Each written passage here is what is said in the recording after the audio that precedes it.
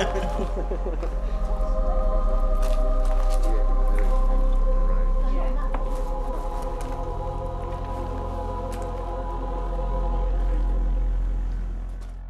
up, but it had medieval steps. It has, but they're under sand. They're crumbling.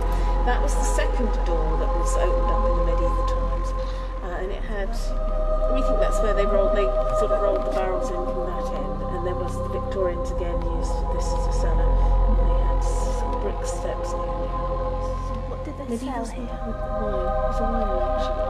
Yeah, it's a French, because it's a French name. They're from Normandy, came over. The family came with with the 1066 on it, and we're here from a really 12th century, early 12th century.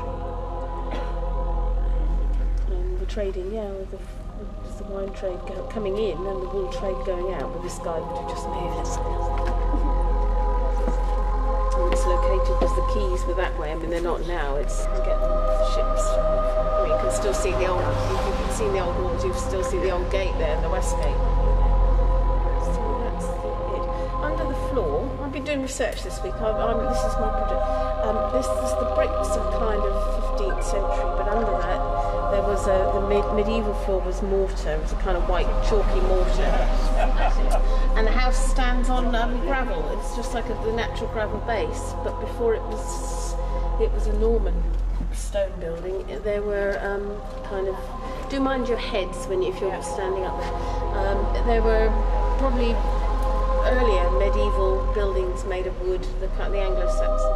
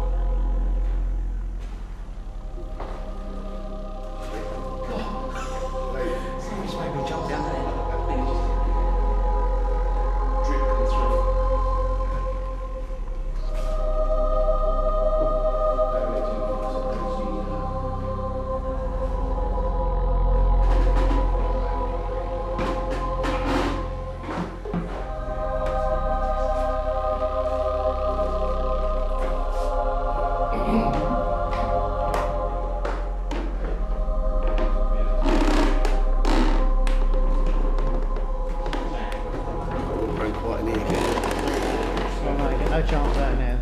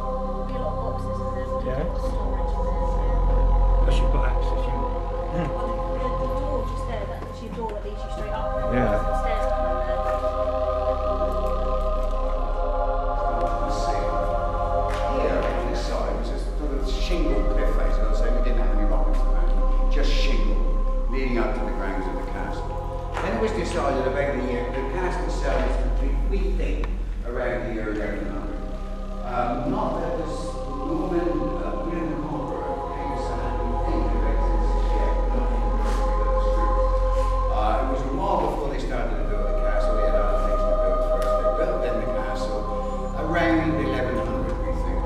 This became an afterthought, this wine vault. And that came about because of the fact that kings and queens in medieval times travelled around with one place to another. Never stayed very long in any one royal establishment. That barrel vault. It wasn't done with any mathematical precision. It was done by sheer luck. And very often, when they, in the early days when they built these, they collapse. And they collapse at the point you took the hoops and made them up. So I don't suppose we get to really want to. The argument goes from some of the archaeologists, those cracks appeared beneath the hoops anyway. They did not come about as a result of war, which we'll talk about later. So that was the method of construction, and here, fortunately, it worked.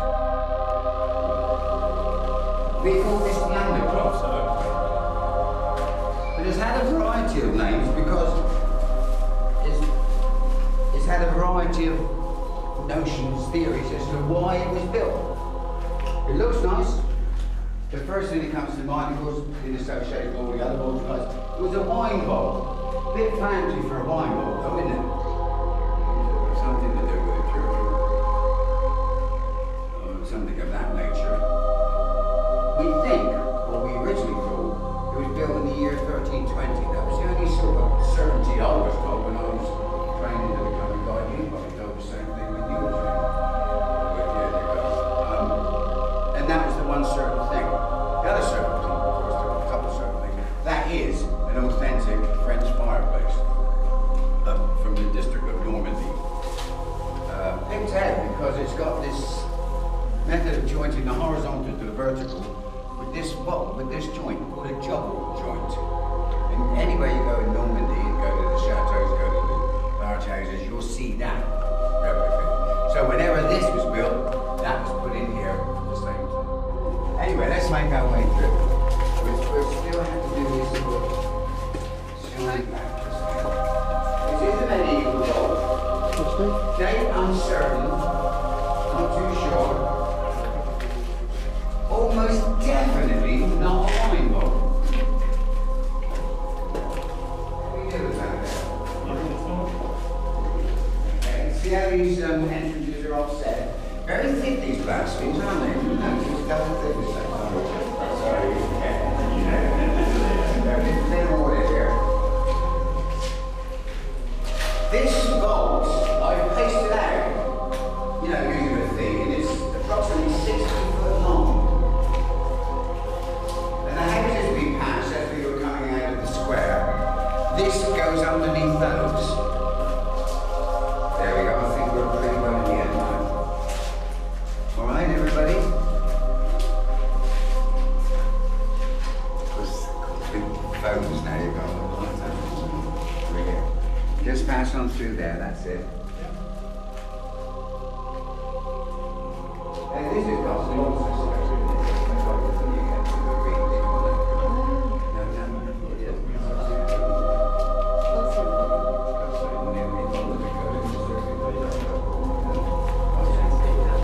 Yep, so yeah, thank you. Okay, here we are, we're at the end of it. This is a medieval vault, almost certainly not a wine vault. So then the question comes, like the underground, what the heck? What was it built for? Well, there's a possibility, if they put it no stronger than that, but I would think it lends itself to, you know, serious consideration, that it was the town dungeon. It's certainly dungeony, isn't it? That's for sure.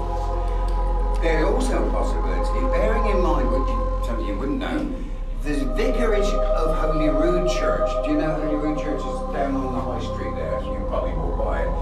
The one that's now dedicated to merchant marines. Not merchantmen that died during the various wars. This, with the vicarage of that church, was on the top of here. It was destroyed during the war.